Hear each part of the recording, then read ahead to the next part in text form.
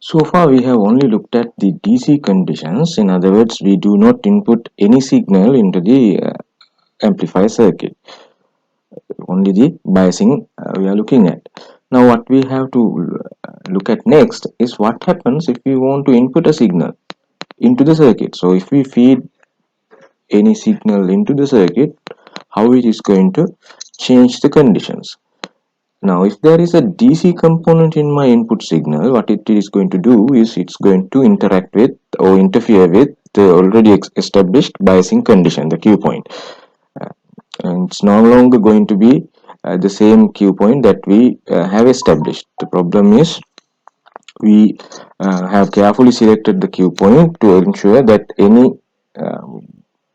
AC signal, purely AC signal, will be amplified without actually putting this circuit into saturation or cutoff modes, and only working in the active linear region. Now if there is actually a DC component in the signal, it is going to change this probably. So therefore we need to ensure that if we are inputting any signal, if we are going to feed any signal, we need to remove any DC component. And how are we going to do this? We want to get rid of that DC component. To get rid of any DC component, what we do is basically use a capacitor. We send the signal through a capacitor, which capacitors do not conduct DC currents. So therefore capacitors initially charge to a voltage, the DC voltage, and thereafter no DC current is passed to the other side. So therefore this is the ideal component that we want to block any DC component in the signal. So this is exactly what we are going to do next. So let me give you some notes.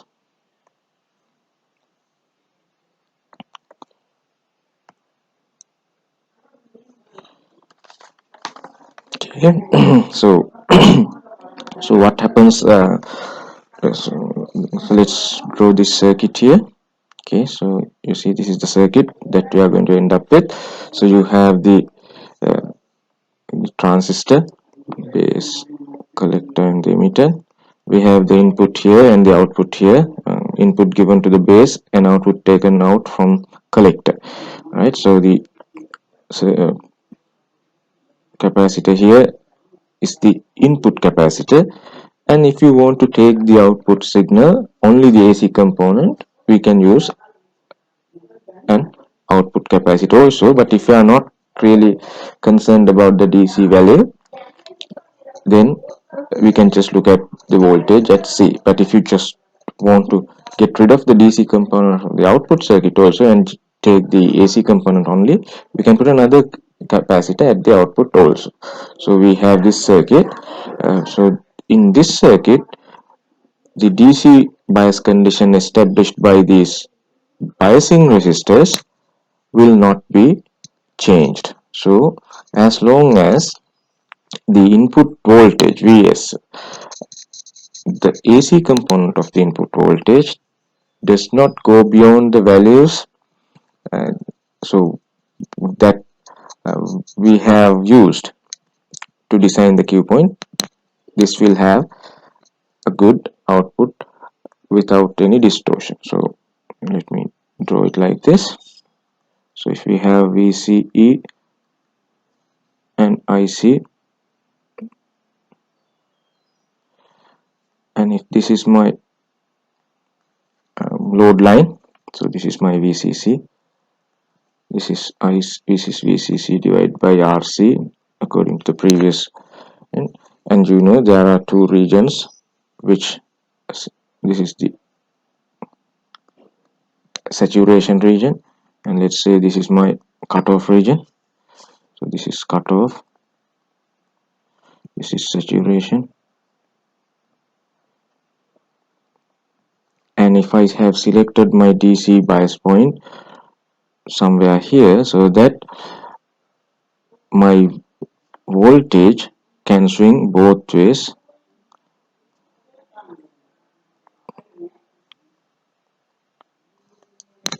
enough so that my input voltage does not send my output into cutoff or saturation, right? So this is basically what I try to achieve. Now this will ensure that as long as my output is within these boundaries, it will not get distorted.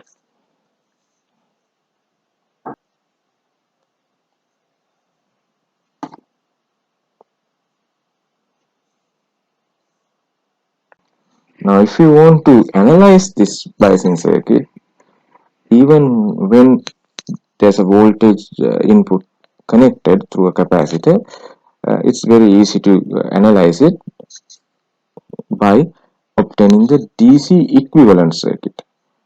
DC equivalent circuit is obtained simply by open circuiting any capacitors. So in this circuit we have two capacitors, input capacitance C in and output capacitance C in.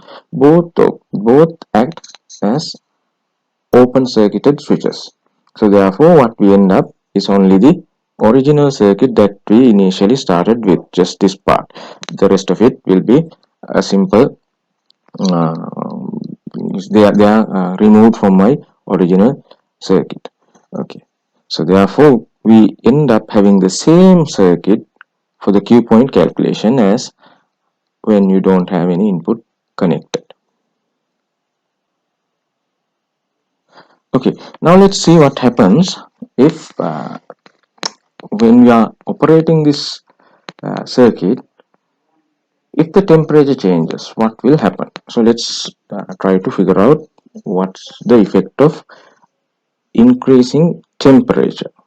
So what happens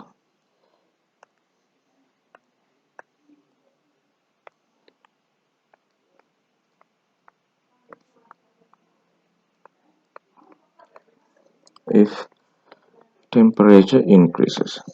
So if the temperature increases, you know the beta, the current gain of the amplifier BJT is very sensitive to the temperature. If temperature increases, beta is going to increase, right? So if the temperature increases, beta increases, and that is going to increase what? IB is remaining constant, so therefore IB.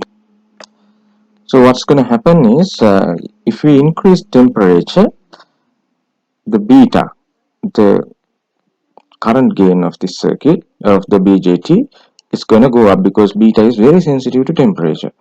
If beta goes up while the input current IB is constant, base current is constant, IC, the output current in the collector, is going to go up because in active linear region IC is equal to beta times IB. So what happens is the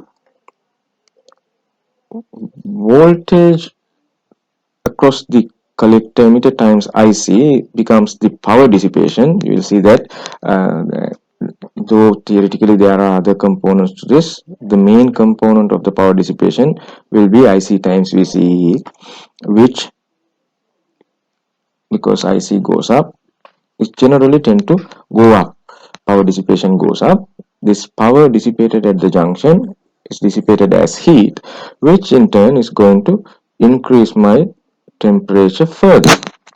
This further increase in temperature is going to further increase my beta and thereby further increasing IC and the power dissipation. So what's going to happen is this increase in power dissipation positively feeds back, and after a short while, if you do not take away the dissipated energy or the heat out efficiently by using a heat sink or something, if the BJT is insulated, the power is going to accumulate, the heat energy is going to accumulate, and it is going to achieve very high temperatures and burn the transistor. So this is called the thermal runaway. This is called the thermal runaway. And to avoid this, what we are going to use is a resistor in the emitter circuit to reduce the effect of the temperature. Later we are going to learn that we achieve this by using a principle called negative feedback. We are not going to go into too much details at this point about that. Okay, so let's have a look at a circuit where we have negative feedback. Okay, so the circuit remains pretty much the same, except that we have an additional emitter resistance.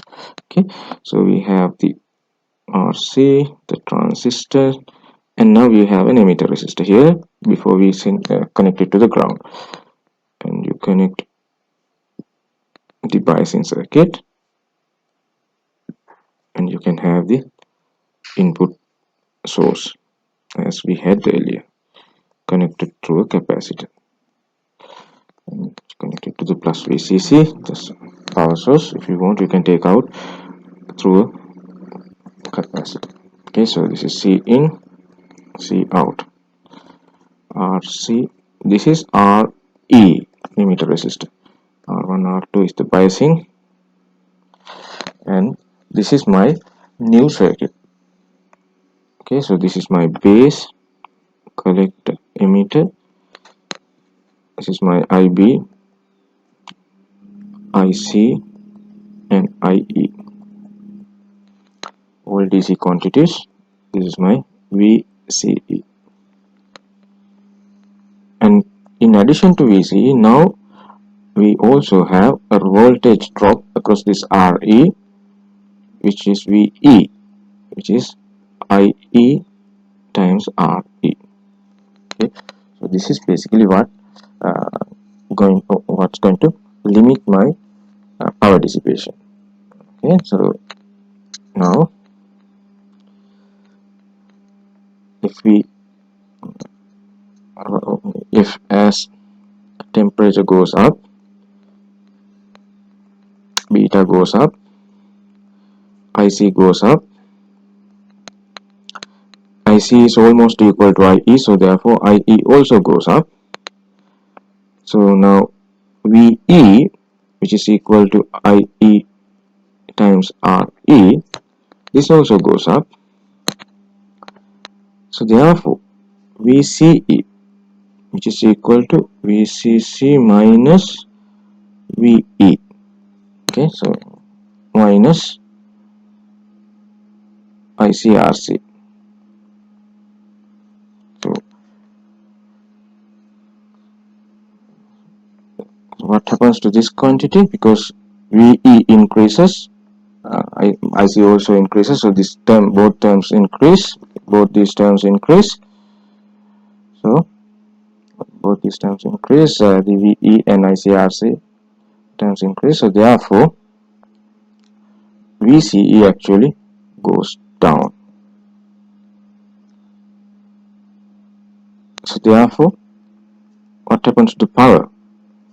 VCE times IC, VCE goes down, IC goes up, the power dissipation does not change much.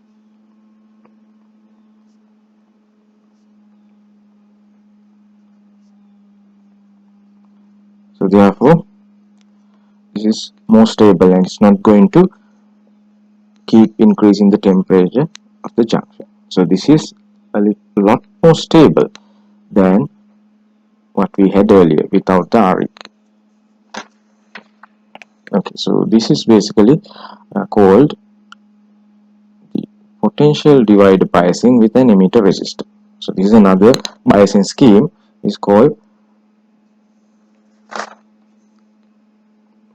potential divider